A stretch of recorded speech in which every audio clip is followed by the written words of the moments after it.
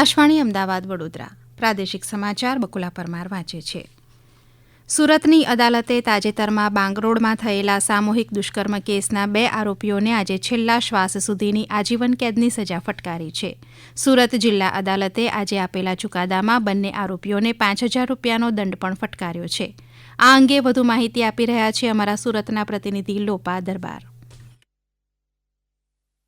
સુરતના માંગરોળના ચકચારી ગેંગરેપ કેસમાં કોર્ટે બંને આરોપીઓને આજીવન કેદની સજા ફટકારી છે. 4.5 મહિના પહેલા નવરાત્રી સમયે કોસંબા પોલીસ સ્ટેશન વિસ્તારમાં સગીરા ઉપર થયેલા ગેંગરેપ કેસમાં કોર્ટે ઝડપી ટ્રાયલ ચલાવી માત્ર 130 દિવસમાં જ ચુકાદો આપ્યો છે. આ કેસમાં સગીરાની અને તેના મિત્રની જુબાની મહત્વની સાબિત થઈ છે. આ ઉપરાંત પોલીસે સાયન્ટિફિક પુરાવા પણ રજૂ કર્યા હતા. બનાવ સમયે ચંદ્રનો પ્રકાશ હોવાના કારણે અને આરોપીએ ફ્લેશ લાઇટ કરતા સગીરાએ આરોપીઓનો ચહેરો જોયો હતો. કોર્ટમાં પણ પીડિતાએ આરોપીઓને ઓળખી બતાવ્યા હતા.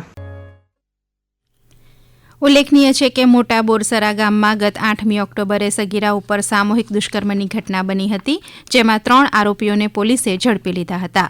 આ ઘટનાના એક આરોપીનું હાર્ટ એટેકના કારણે મોત થયું હતું. સ્થાનિક સ્વરાજની ચૂંટણી ગઈકાલે સંપન્ન થયા બાદ હવે તમામ બેઠકો ઉપરના ઈવીએમ જે તે બેઠકના મતગણતરી કેન્દ્ર ઉપર પહોંચી ગયા છે. આ તમામ ઈવીએમ ચુસ્ત પોલીસ બંદોબસ્ત અને સીસીટીવી કેમેરાની નજર હેઠળ રાખવામાં આવ્યા છે. આવતીકાલે મતદાન થયેલી તમામ બેઠકો ઉપર મતગણતરી હાથ ધરાશે. મતગણતરી માટેની તમામ તૈયારીઓ કરી દેવામાં આવી છે. હવે આવતીકાલે ઈવીએમ ખુલતા જ ઉમેદવારોનું રાજકીય ભાવિ નિશ્ચિત થશે. 66 નગરપાલિકા અને જૂનાગઢની મહાનગરપાલિકા સહિત તાલુકા પંચાયતની પેટા ચૂંટણી ગઈકાલે યોજાઈ હતી, જેમાં રાજ્યમાં ગઈકાલે સ્થાનિક સ્વરાજની ચૂંટણી માટે શાંતિપૂર્ણ માહોલમાં મતદાન પૂર્ણ થયું હતું. રાજ્ય ચૂંટણી પંચના જણાવ્યા મુજબ જૂનાગઢ મહાનગરપાલિકાની સામાન્ય ચૂંટણી માટે સરેરાશ 44.32%, જ્યારે 66 નગરપાલિકાની સામાન્ય ચૂંટણી માટે સરેરાશ 61.65% મતદાન થયું હતું. ગુજરાત રાજ્ય માર્ગ અને પરિવહન નિગમના કર્મચારીઓ માટે રાજ્ય સરકારે મહત્વનો નિર્ણય લીધો છે. નોકરી દરમિયાન કર્મચારીનું અવસાન થાય તો તેના કુટુંબને 14 લાખ રૂપિયાની સહાય અપાશે. વાહન વ્યવહાર નિગમની યાદીમાં જણાવ્યા મુજબ નિયમિત ધોરણે નિયત ભરતી પ્રક્રિયા દ્વારા નિમણૂક પામેલા વર્ગ 3 અને 4ના કર્મચારીઓના 24મી સપ્ટેમ્બર 2022 કે ત્યારબાદ ચાલુ નોકરી દરમિયાન અવસાનના કિસ્સામાં સ્વર્ગસ્થ કર્મચારીના આશ્રિત કુટુંબને 14 લાખ રૂપિયાની ઉચ્ચક નાણાકીય સહાય ચૂકવાશે. આ ઉપરાંત વિવિધ કચેરીઓ ખાતે નિયુક્ત કરાયેલ 5 વર્ષીય ફિક્સ પગારની કરારીય સેવાના વર્ગ 3 અને 4ના અવસાન પામેલ કર્મચારીઓના કુટુંબને પણ 14 લાખ રૂપિયાની સહાય ચૂકવવામાં આવશે.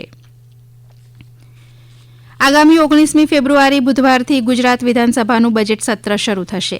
પ્રથમ દિવસે રાજ્યપાલના સંબોધનથી સત્રની શરૂઆત થશે તો 20મી ફેબ્રુઆરીએ વર્ષ 2025-26નું અંદાજપત્ર રજૂ થશે. અમારા ગાંધીનગરના પ્રતિનિધિ જણાવે છે કે આ સત્રમાં સરકારી વિધેયકો અને સરકારી કામકાજના મુદ્દા રજૂ થશે. સરકારી વિધેયકો માટે 4 બેઠકો યોજાશે. આ ઉપરાંત માગણીઓ ઉપર ચર્ચા અને મતદાન માટે 12 બેઠકો મળશે. બજેટ સત્ર સંદર્ભે આવતીકાલે ભાજપની બેઠક મળશે, જેમાં મુખ્યમંત્રી ભૂપેન્દ્ર પટેલ, પ્રદેશ ભાજપ અધ્યક્ષ CR પાટીલ સહિત તમામ મંત્રીઓ અને ધારાસભ્યો ઉપસ્થિત રહેશે.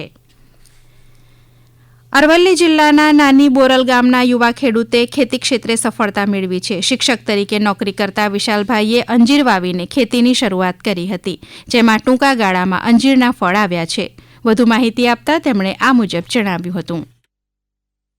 અંજીરની અંદર પ્રોપર ગ્રોથ આવે એટલે 2 વર્ષ પછી એક છોડે 20 kg જેટલું ઉત્પાદન આવે છે. હું પહેલા એક છોડ લાવ્યો, એક છોડ સક્સેસ ગયો તો પછી મેં વિચાર્યું કે અંજીર આપણી જમીનમાં પણ થશે. આપણું વાતાવરણ અમે ગરમ છે તો 1 વર્ષની અંદર ઘણું બધું ફ્રૂટ આવેલું છે. અંજીરની સાથે સાથે મેં તરબૂચ, પછી હળદર, ફુલેવાર, કુબી, ટોટલી શાકભાજીની પણ અંદર ખેતી થઈ શકે છે.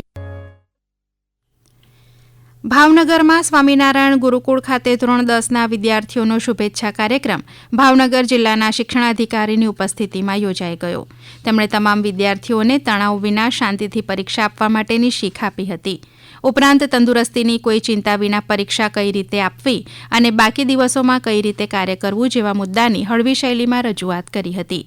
વિદ્યાર્થીઓએ પણ શાળા જીવનના સ્મરણોને પોતાની શૈલીમાં રજૂ કર્યા હતા. મહિલાઓ માટેની પ્રીમિયર લીગમાં વડોદરાના કોટાંબી સ્ટેડિયમમાં દિલ્હી કેપિટલનો સામનો રોયલ ચેલેન્જર્સ બેંગલુરુ સામે થશે. મેચ આજે 7:30 વાગે શરૂ થશે. ગઈકાલે ગુજરાત જાયન્ટ્સે યુપી વોરિયર્સને 6 વિકેટે પરાજય આપ્યો હતો.